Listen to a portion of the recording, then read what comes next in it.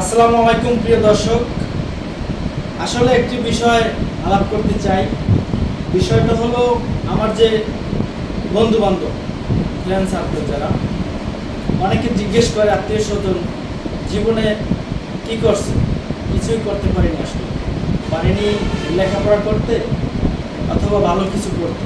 আমার যারা বন্ধু ক্লাসমেট কেউ আছে লন্ডনে, কেউ প্রবাসে সৌদি আরব, দুবাই, বিভিন্ন রাষ্ট্রে টাকা উপার্জন করতেছে, অথবা কেউ ডাক্তার। এরকম আমার দুর্ভাগ্য, পরিবারের হতদরিদ্রতার কারণে আমি আসলে আগাতে পারিনি।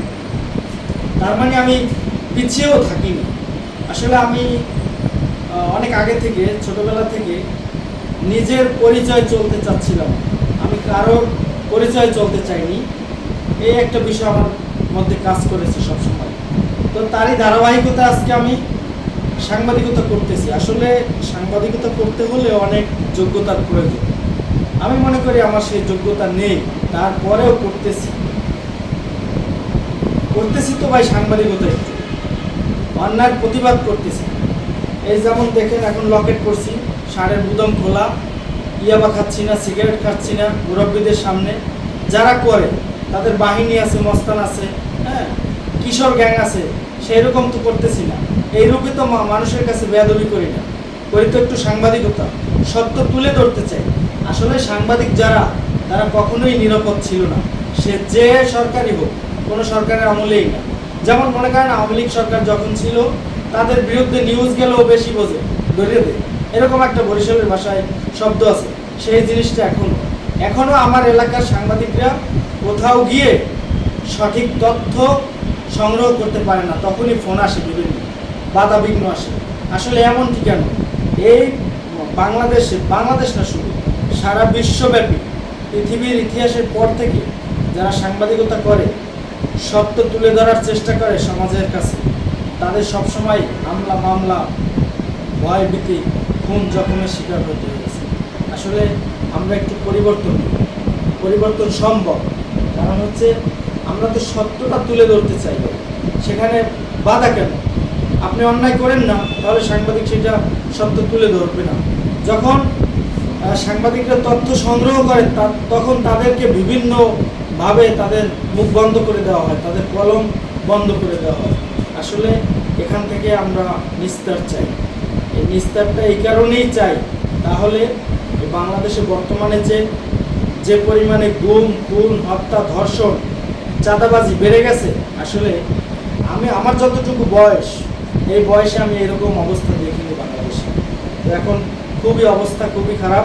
এই একটু আগে একটা ভিডিও দেখলাম যে মাহাদি নামে একটি ছেলে, সে এখন মায়ের খাচ্ছে পুলিশের কাছে। কেন মায়ের খাচ্ছে? কেন? অবশ্যই অন্যায় করেছে।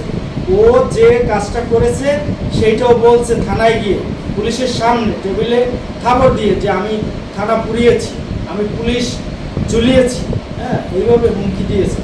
তো দেখেন কতটুকু একটা ছেলের কতটুকু পাওয়ার, সে কতটুকু পাওয়ার থাকলে সে এই কথা বলতে পারে। এই পাওয়ার তারা কোথায় পায়? একটা গণ অভ্যুত্থান হয়েছে, এরকম অভ্যুত্থান বাংলাদেশে অনেকই হয়েছে। তারা কি এরকম মব সৃষ্টি করেছে, মানুষের উপর জুলুম করেছে? বর্তমানে যে বাংলাদেশের প্রধানমন্ত্রী জনাব তারেক রহমান, তাকে নিয়েও এই যে কথিত জুলাই যোদ্ধা, তারা সমালোচনা করে। তারেক রহমানের যোগ্যতার কাছাকাছি ওরা কেউ যেতে পারছে? আপনি কি মনে করেন? আসলে এভাবে যদি আমাদের দেশ চলতে থাকে, তাহলে দেশের কি অবস্থা হবে? যারা দেশপ্রেমিক আছেন, যারা ভালো পদে আছেন, ক্ষমতাসীন অবস্থায় আছেন, যারা প্রধান দায়িত্বে আছেন, তাদের উদ্দেশ্যে বলবো, আসলে এই যে মব কালচার, তারপরে কিশোর গ্যাং, মাদক, এগুলো নিয়ন্ত্রণ করে, এগুলি নিয়ন্ত্রণ না করতে পারলে আসলে এই বাংলাদেশের সাধারণ মানুষ নিস্তার পাবে না। আজকে প্রশাসন ক্ষুদ্র যে মাদক ব্যবসায়ী, তাদেরকে আটক করে, তাদেরকে গ্রেপ্তার করে। যারা মূল হোতা, যারা ডিলার মাদকের, তাদের কিন্তু অ্যারেস্ট করা হয় না, তাদের থেকে কমিশন খায় প্রশাসনের ঊর্ধ্বতন কর্মকর্তারা। এটাই বাস্তব।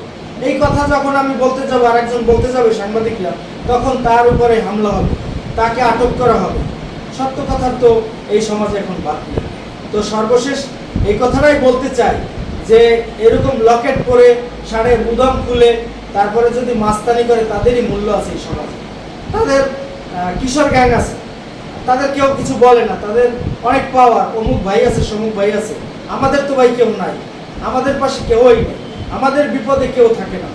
ঠিক আছে, সাংবাদিকদের যদি সঠিকভাবে সঠিক নীতিমালার মধ্যে তাদেরকে পরিচালনা না করা হয়, তাদের বাক স্বাধীনতা কলম স্বাধীনতা না দেওয়া হয়, তাহলে ভাই বরাবরই এই বাংলাদেশ তো ভালো, সারা বিশ্বের অবনতি